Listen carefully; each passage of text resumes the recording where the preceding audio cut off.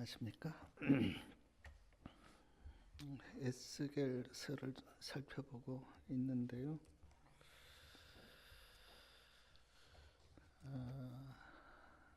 오늘은 에스겔 40장부터 말씀을 좀 보려고 합니다.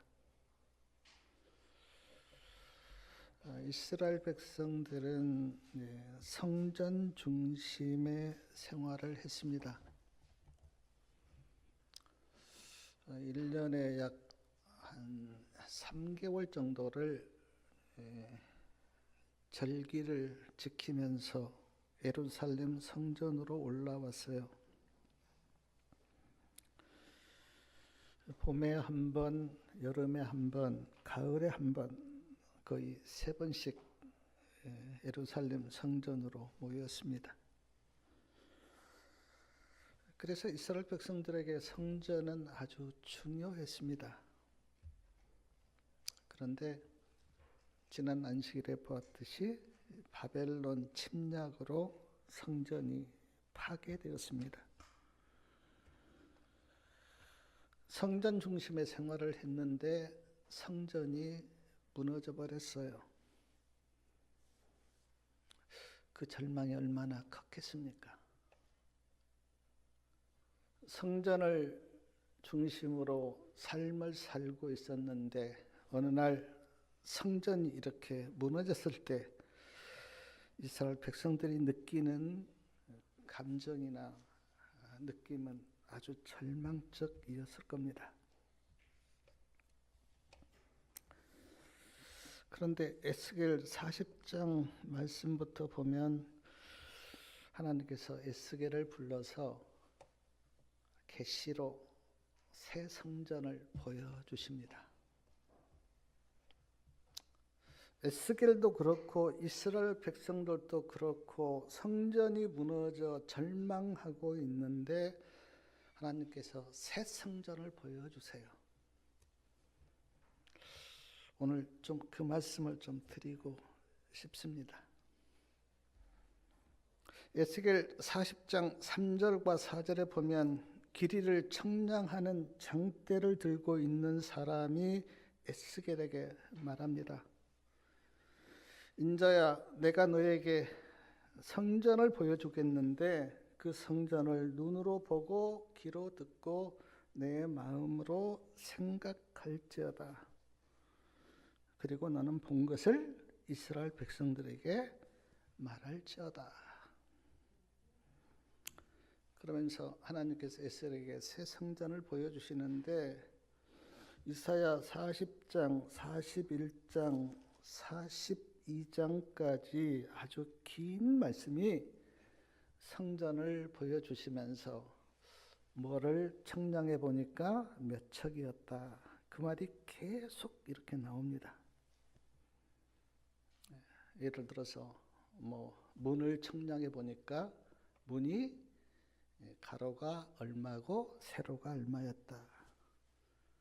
또 번제단을 측량해 보니까 그게 가로가 얼마고 세로가 얼마였다. 그 말을 계속 아주 길게 자세하게 그렇게 하고 계세요.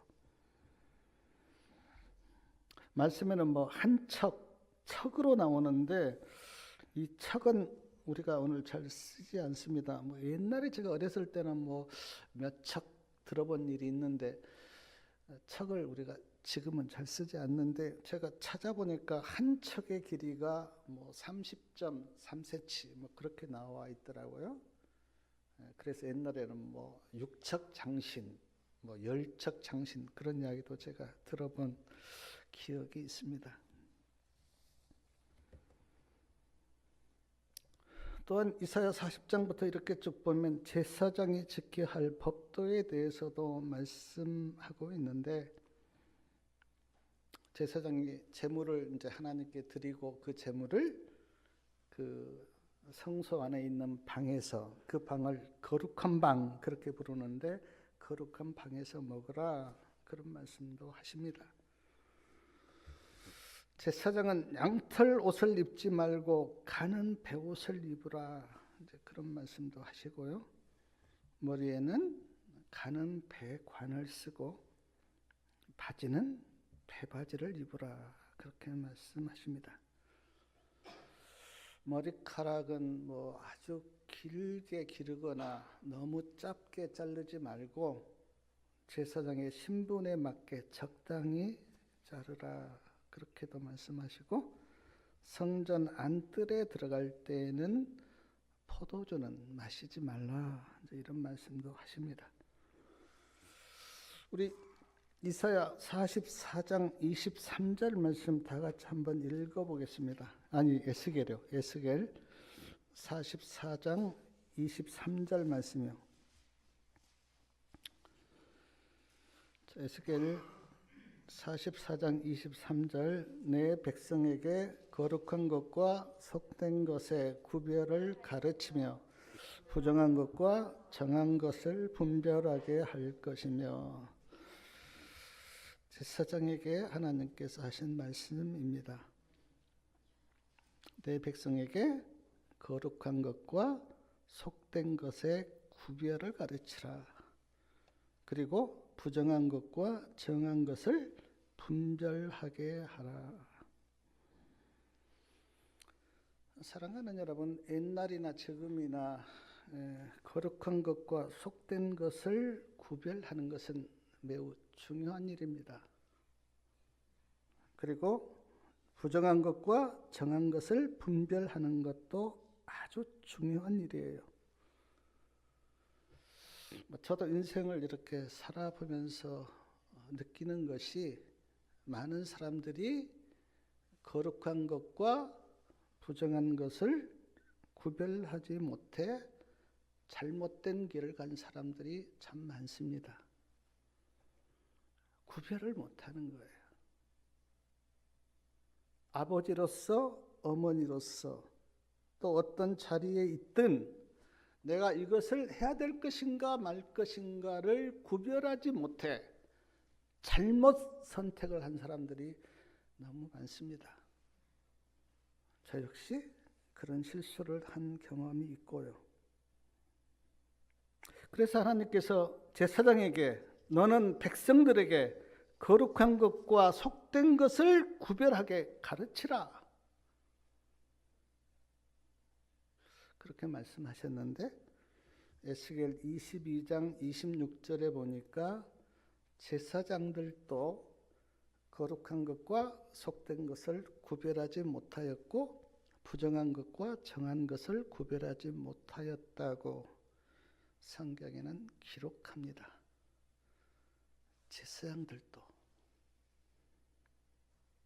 제사장들이 구별하지 못했으니 백성들은 어떻겠습니까?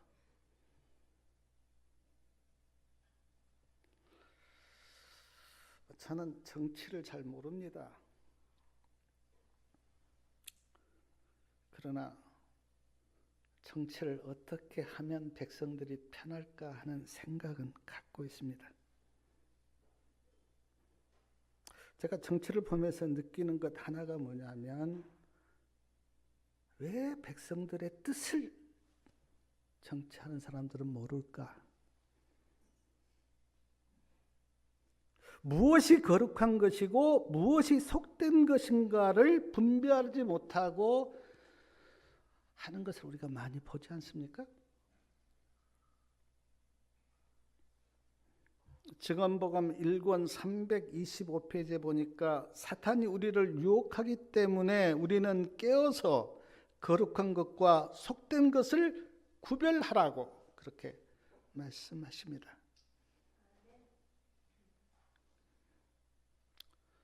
쉽지는 않지만 우리는 어른으로서 그리고 그리스도인으로서 내가 이 말을 해야 될 것인가 말아야 될 것인가, 이 일을 해야 될 것인가 말아야 될 것인가 우리는 구별하면서 살아야 돼요.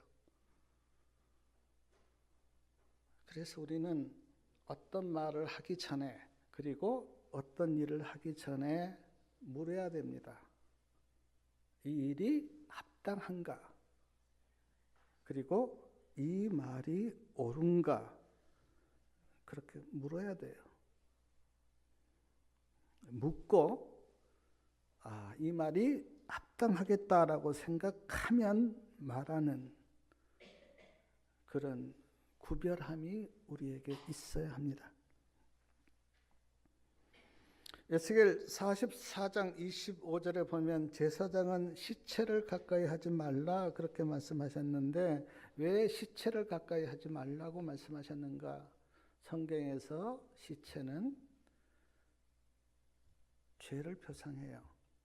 그러니까 죽음 자체가 죄를 표상하기 때문에 제사장은 시체를 가까이 하면 안 되었습니다. 가족에 대해서는 예외였다 그렇게 성경에 나옵니다. 에스겔 44장 27절에는 제사장이 성소에 들어갈 때는 속죄제를 드리라 그렇게 말씀하셨는데 구약 시대에는 죄를 지으면 그 죄를 속죄받기 위해서 동물을 준비했어야 돼요.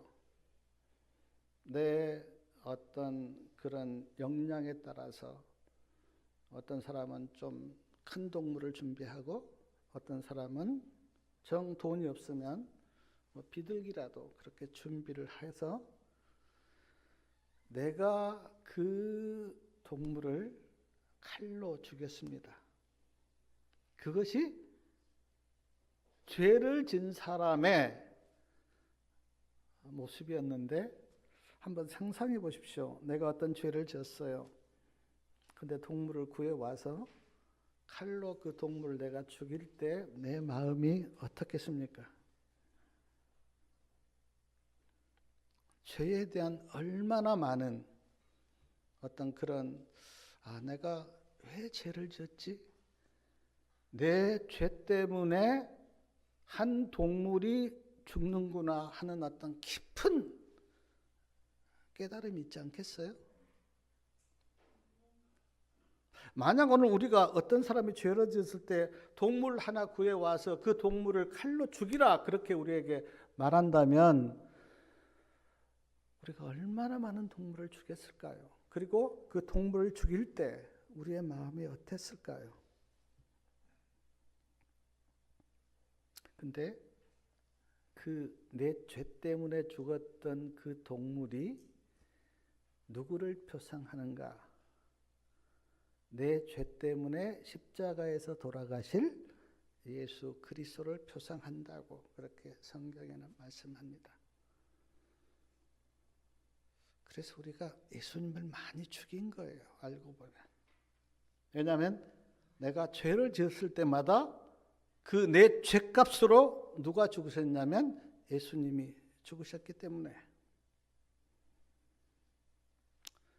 그러므로 예수님의 은혜가 크다는 것을 깨닫기를 바랍니다. 에스겔 45장 8절 중간에 보면 왕은 백성을 압제하지 말라 그렇게 말씀하셨는데 안타깝게도 이스라엘 역사를 보면 많은 왕들이 백성을 압제하였습니다. 원래 하나님의 마음은 왕을 세우지 않은 거였어요. 왜 왕을 세우지 말라 그랬냐면 하나님을 왕으로 삼고 살라는 겁니다.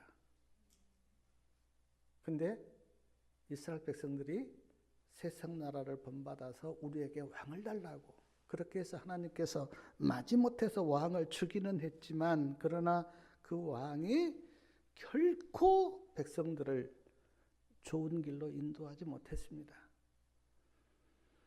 이스라엘이 북방 이스라엘, 남방 유다 그래서 약 40명가량의 왕이 있었는데 그 중에서 선한 왕은 몇 사람밖에 안 돼요. 35명 이상이 다 나쁜 왕들이었어요.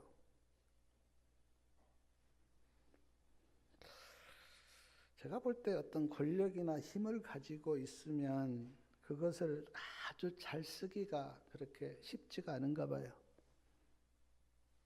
그래서 권력이나 힘을 가지면 그 권력이나 힘을 함부로 쓰고 백성을 압제하기도 합니다.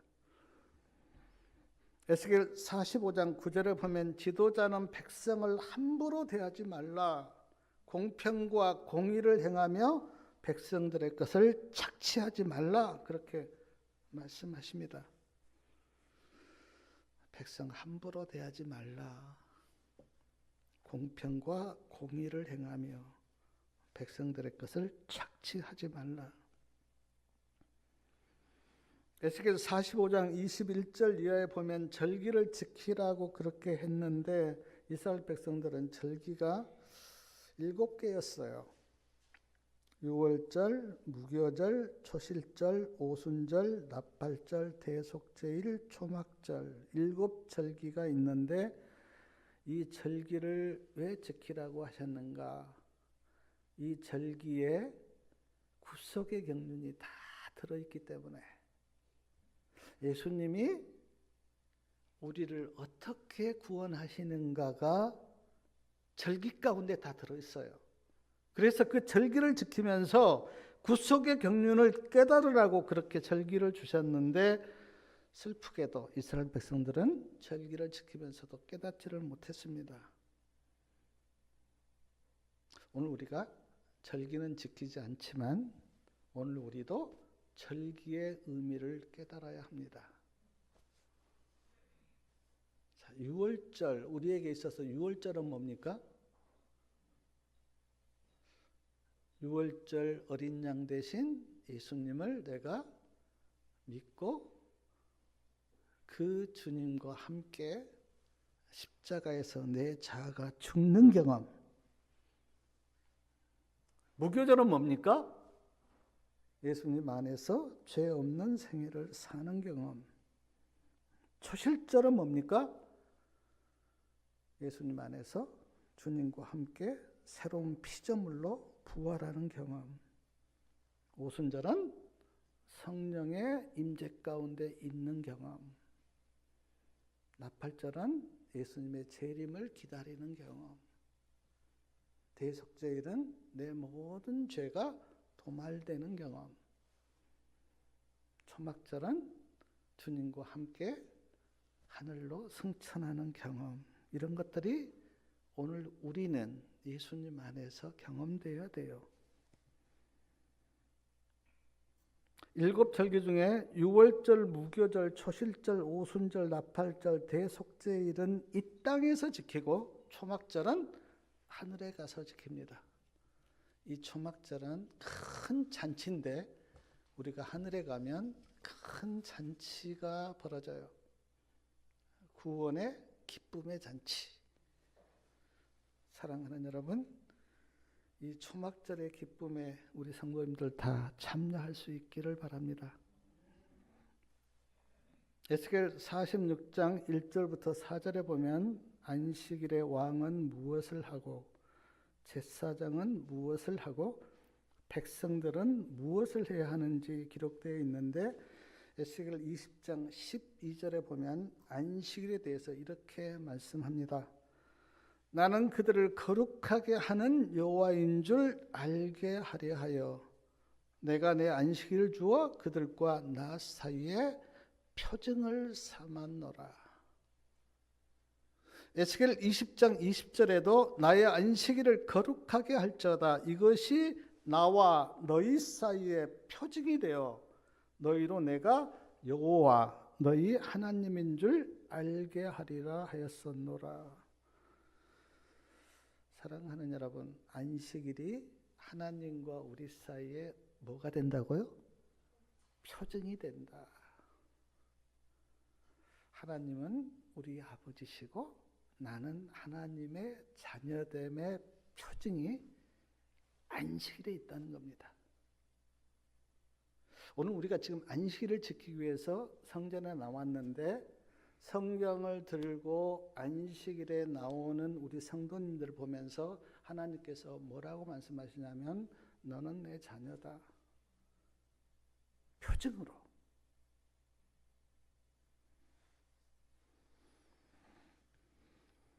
그래서 에스겔 44장 24절에 보니까 안식일을 거룩하게 지키라 그렇게 말씀하고 있습니다. 24절 끝에 보면 내 안식일을 거룩해 하며 그런데 제가 에스겔서를 이렇게 찾아보니까 슬프게도요, 에스겔 20장 13절, 16절, 21절, 24절, 그리고 에스겔 22장 8절 5번이나 하나님께서 뭐라고 말씀하시는가? 나의 안식일을 너희가 더럽혔다. 거룩하게 지키지 않았다. 그렇게 말씀합니다. 나의 안식일을 너희가 더럽혔다. 사랑하는 여러분, 안식일을 어떻게 지키는가를 보면 그 사람의 믿음을 알 수가 있습니다. 우리는 보통 금요일 날 목욕을 합니다. 왜냐하면 안식일을 깨끗하게 지키기 위해서 목욕을 하고 청소를 하고 안식일에 식사를 준비해 놓고 그리고 예배를 드림으로 안식일을 시작합니다. 그리고 그 안식일 시간은 나를 위한 시간이 아니라 하나님께 예배하고 경배하는 시간이기 때문에 성경을 보고 말씀을 보면서 기도하고 그렇게 안식일을 보내요. 증언해 보면 그렇게 거룩하게 안식일을 지키는 사람들은 그가 성화되고 그의 믿음이 성장할 것이다 라고 약속했습니다. 하나님께서 지금 에스겔서를 통해서 안식일이 하나님과 우리 사이의 표징이라 그렇게 말씀하면서 안식일을 거룩하게 지키라고 했는데 5번이나 너희가 나의 안식일을 더럽혔다. 그렇게 하나님은 가슴 아프게 말씀하십니다. 창세기 1장과 2장을 보면 안식일은 누가 제정하셨습니까? 사람이 만들었습니까? 아니요. 하나님이 제정하셨어요. 그래서 하나님의 안식일이에요. 마태복음 12장 8절에도 예수님께서 인자는 안식일에 뭐라고요? 주인이다. 그래서 오늘 우리가 안식일을 지키지만 이 안식일의 주인은 예수님이시고, 그래서 우리의 생각과 우리의 마음을 누구에게 집중합니까? 예수님께. 예수님을 찬양하고 예수님께 영광을 돌리고 예수님의 말씀을 듣고 우리의 모든 생각을 예수님께 집중하는 날이 안식일이에요. 우리 성도님들은 안식일을 어떻게 지키고 계십니까? 에스겔 47장에 보면 우리 에스겔 47장 1절 말씀 다 같이 한번 읽어보겠습니다. 에스겔 47장 1절이요. 그가 나를 데리고 전문에 이르리니 전면에 동을 향하였는데 그 문지방 밑에서 물이 나와서 동으로 흐르다가 전 우편 제단 남편으로 흘러내리더라. 자, 물이 나왔는데 이 물이 어디에서 나왔습니까? 성전 문지방 밑에서 물이 나왔어요. 근데 말씀을 보니까 그 물이 3절에 보면 그 물이 이제 어디까지 찼습니까? 발목까지. 4절에 보니까 점점 그 물이 불어나서 무릎까지 차고 그 다음에 허리까지 차고 그 다음에 어때요? 창일해서 이제는 헤엄을 쳐야 되고, 그리고 그 물이 강이 되었고 아라바 8절에 보니까 아라바로 내려가서 바닥까지 그 물이 내려갔어요. 그런데 놀라운 것은 성전 문지방 밑에서 나온 물이 흘러가는 곳곳마다 어때요? 모든 생물이 살아나고 바닷물까지 소성함을 입어요. 좀 신기하죠? 성전 문지방 밑에서 물이 나왔는데 그 물이 흘러가는 곳마다 다 생물이 살아나요. 에스겔이 계시로 본 겁니다. 사랑하는 여러분, 성전 문지방 밑에서 나온 물이 흘러가는 곳곳마다 생물을 살렸는데, 영적으로 이 성전 문지방 밑에서 나온 물은 뭘 표상할까요?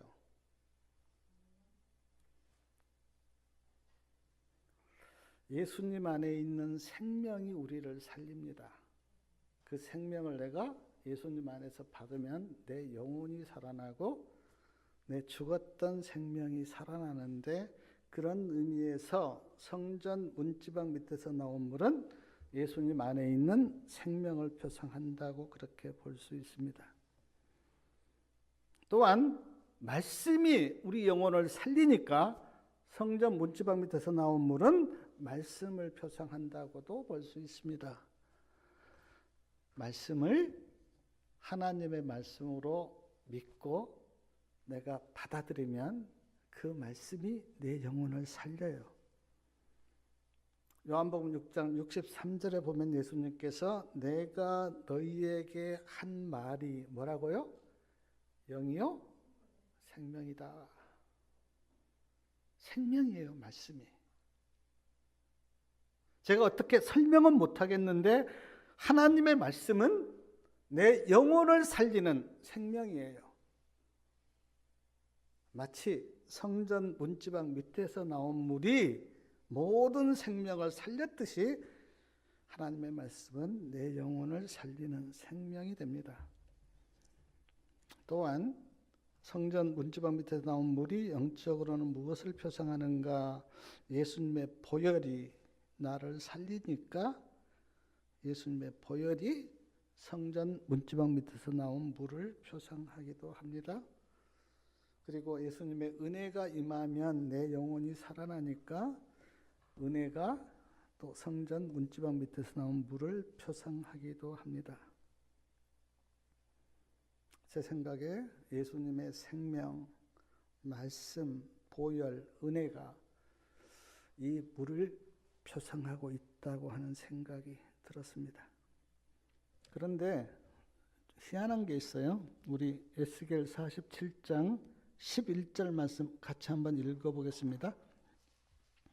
11절 그 진펄과 개펄은 소생되지 못하고 소금 땅이 될 것이며, 물이 흐르면서 모든 생명을 살렸는데 진펄과 개펄은 소생되지 못하고 소금 땅이 되었다. 이 진펄과 개펄이 쉬운 성경에는 늪과 갯벌이라고 되어 있습니다. 늪과 갯벌. 제가 말씀 이렇게 설교 쓰면서 많이 생각해 봤어요. 왜 늪과 갯벌은 소생되지 못하고 소금 땅이 되었을까? 제 생각에 늪과 갯벌은 성전 문지방 밑에서 흘러나온 그 물을 받아들이지 않았고, 그 물에 잠기지 않았고, 그 물에 닿지 않았기 때문 아닐까.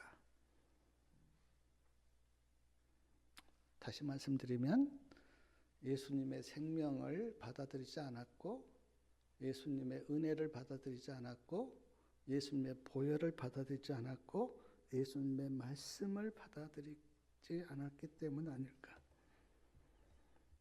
소금 땅이 되었다고 하는 그 의미는 죽은 땅이 되었다, 이제 그런 뜻이에요. 소금 땅 하니까 제가 생각나는 게 사해바다.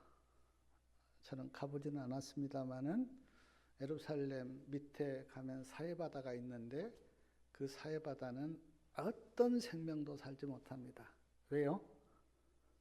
너무 짜서. 그 사해바다가 생각이 났어요.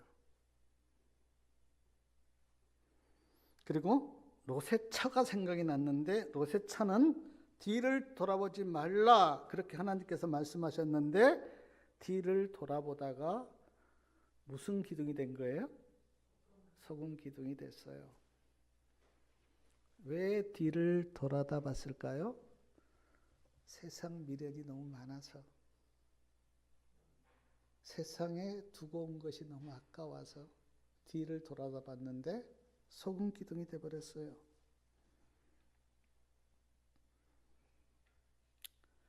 물론 천국을 보지 못한 사람은 세상이 많이 보이죠. 그러나 천국을 본 사람은 세상에 미련이 많이 없습니다. 왜냐하면 천국을 봤기 때문에. 그러므로 우리 사랑하는 성도님들, 믿음의 눈으로 천국을 볼 수 있기를 바랍니다. 하늘 본향이요. 자, 에스겔 47장 12절 말씀 우리 다 같이 한번 읽어보겠습니다. 에스겔 47장 12절.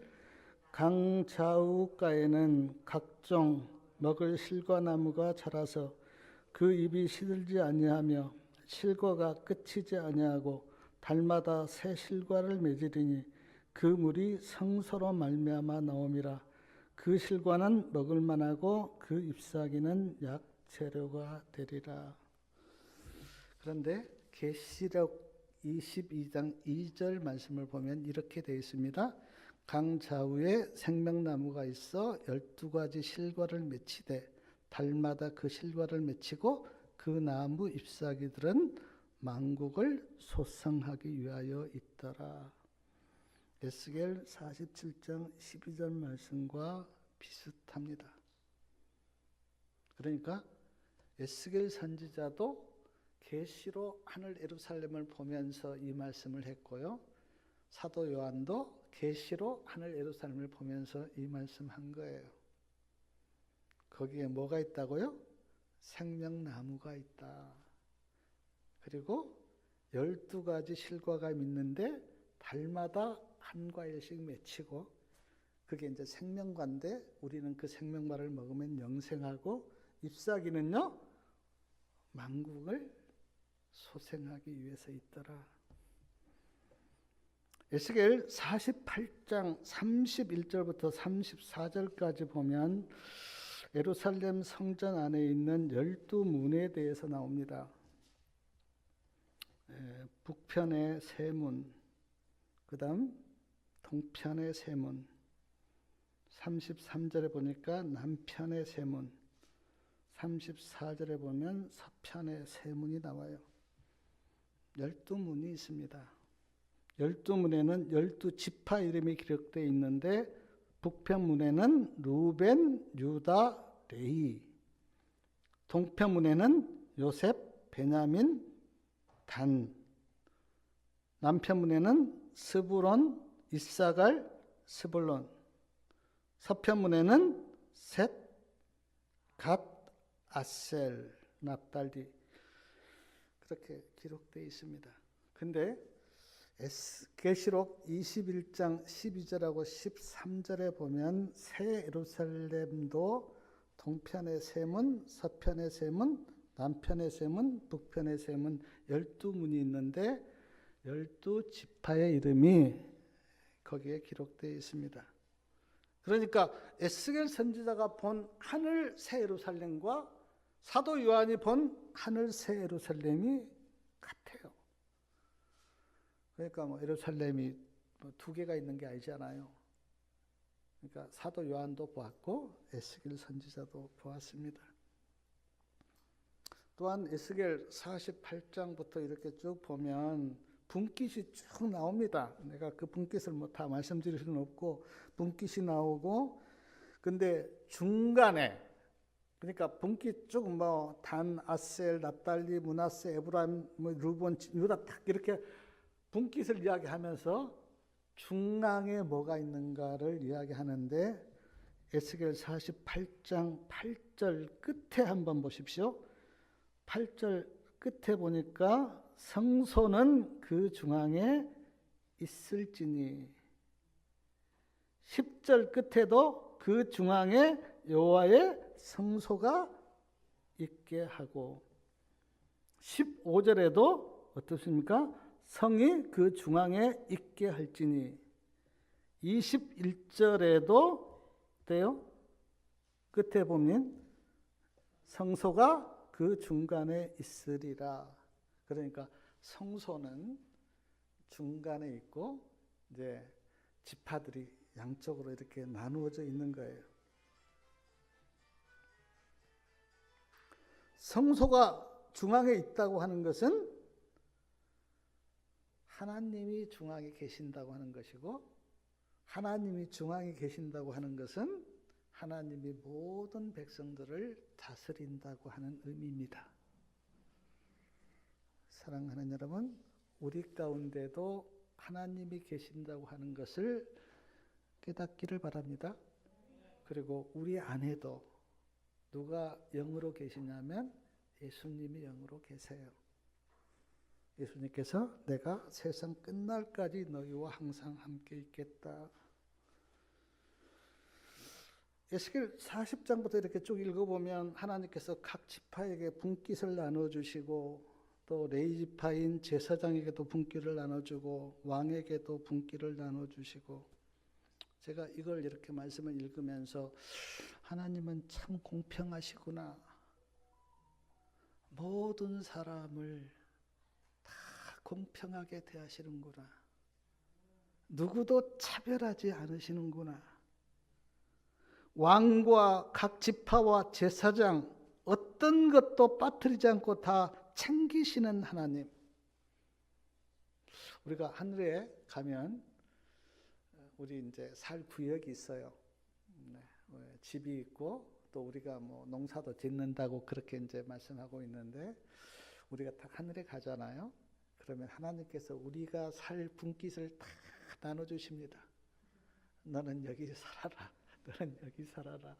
그래서 우리가 다 분깃을 받아요. 한 사람도 예외 없이.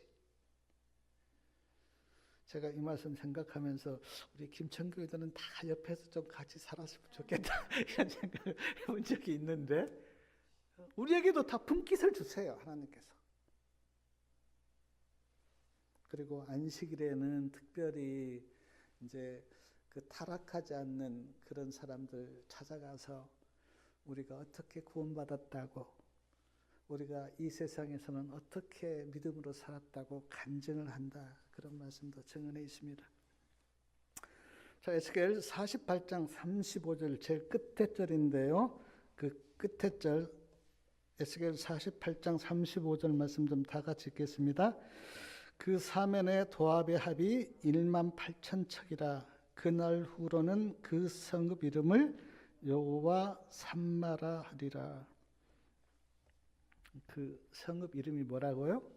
여호와 삼마. 여호와 삼마가 무슨 뜻입니까? 네, 하나님이 거기 계신다. 임마누엘의 뜻이 하나님이 우리와 함께 하신다고 하는데, 임마누엘의 뜻과 비슷해요. 여호와 삼마. 하나님이 거기 계신다. 어디예요? 하늘 예루살렘에 하나님이 거기 계신다. 찬미 539장 그 찬미 가사가 주제가 뭐냐면 눈 감으면 내 맘에 노래 있네라는 찬미입니다. 조금 이따 부를 건데요. 이 찬미를 작사 작곡한 스튜어트 함블레는 미국 텍사스에서 목사님 아들로 태어났습니다. 노래를 아주 잘 불렀는데 처음에는 신앙에 관심이 없어서 세상 노래를 많이 불렀어요. 그런데 1949년 9월 LA에서 열린 빌리그램 전도 집회에 부인의 간곡한 건의로 참석했습니다. 많은 사람들이 회개하고 예수님께 돌아오는 것을 보고 큰 감동을 받았어요. 그리고 스튜어트 함블랜도 성령의 역사심으로 예수님을 개인의 구주로 영접했습니다. 예수님을 개인의 구주로 영접하고 난 다음 라디오와 신문을 통해서 이렇게 신앙을 고백했어요. 나는 이제부터 내 생애가 끝나는 날까지 세상 노래를 부르지 않겠습니다. 나는 하나님만 찬양하겠습니다. 그렇게 사람들 앞에서 고백했어요. 그리고 내 찬미 그 539장 눈 감으면 내 마음에 노래 있네라는 찬미를 작사 작곡하였는데 제가 참 가사가 너무 좋았어요. 제가 가사 한번 좀 읽어드릴게요. 눈 감으면 내 마음에 노래 있네. 마음 아픈 일 다 당할지라도 이 모든 것 다 디딤돌 되리라. 이 세상은 내 집이 아닐세. 하늘까지 내 마음 노래하며 끝까지 기쁘게 가리라. 그날까지 저 천성 바라보리. 주 날 부를 그날까지. 이 세상 것 뜬구름 날려가듯 잠시 동안 나 빌려받은 것 그 모든 것 내 마음 괴롭히나 저 천국엔 참 기쁨 있으리. 하늘까지 내 마음 노래하며 끝까지 기쁘게 가리라. 그날까지 저 천성 바라보리. 주 날 부를 그날까지. 성도님도 이런 마음으로 믿음으로 사시길 바랍니다. 하나님께서 에스겔 선지자에게 하늘 예루살렘 성전을 보여주셨는데 왜 보여주셨는가? 이 땅에 있는 예루살렘 성전이 무너졌다고 절망할까봐, 낙심할까봐, 낙심하지 말라고. 이 땅에 있는 성전은 무너졌지만 하늘 예루살렘 성전이 있으니 절망하지 말라고. 그 하늘 예루살렘 성전을 바라보고 소망을 가지고 믿음으로 살라고 계시로 하늘 예루살렘 성전을 보여주신 겁니다. 사랑하는 성도님 여러분, 혹시 세상 것 때문에 실망하셨다면 믿음의 눈으로 하늘 예루살렘을 바라보시기 바랍니다. 그리고 여호와 삼마 하나님이 거기 계신다. 그 믿음을 가지시고 남은 여생 주님 안에서 주님 의지하시고 믿음으로 사시길 바라면서 말씀을 마치겠습니다.